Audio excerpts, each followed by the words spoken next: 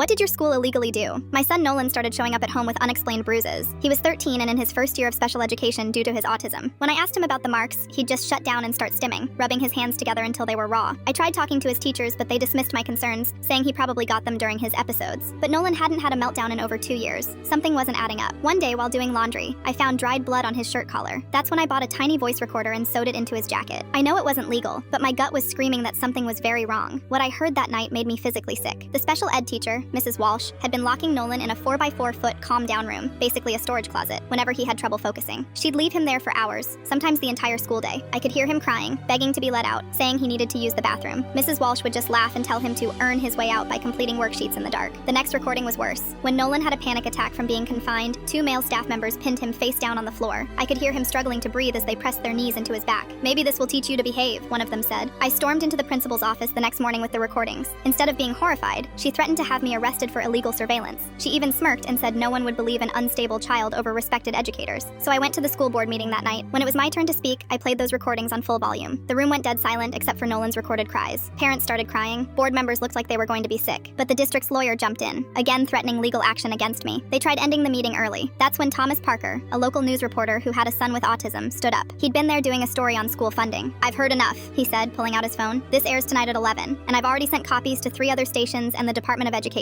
The school board tried to offer me hush money, $50,000, to handle this privately. I told them they could shove that money where the sun doesn't shine." The story exploded. Other parents came forward with similar recordings. Turns out the calm down room had been used for years. They found scratch marks on the inside of the door from desperate kids trying to get out. Mrs. Walsh was arrested for child abuse. The principal and 3 staff members were fired. The district had to pay millions in settlements to 26 families of special needs students. But the best part? The state passed Nolan's law requiring cameras in all special education classrooms. My son testified at the hearing, the same unstable kid they said no one would believe. He's 15 now and thriving at his new school. Last week, he gave a speech at a disability rights conference. Standing ovation. The only one not clapping was Mrs. Walsh. She was watching from prison on Zoom as part of her rehabilitation.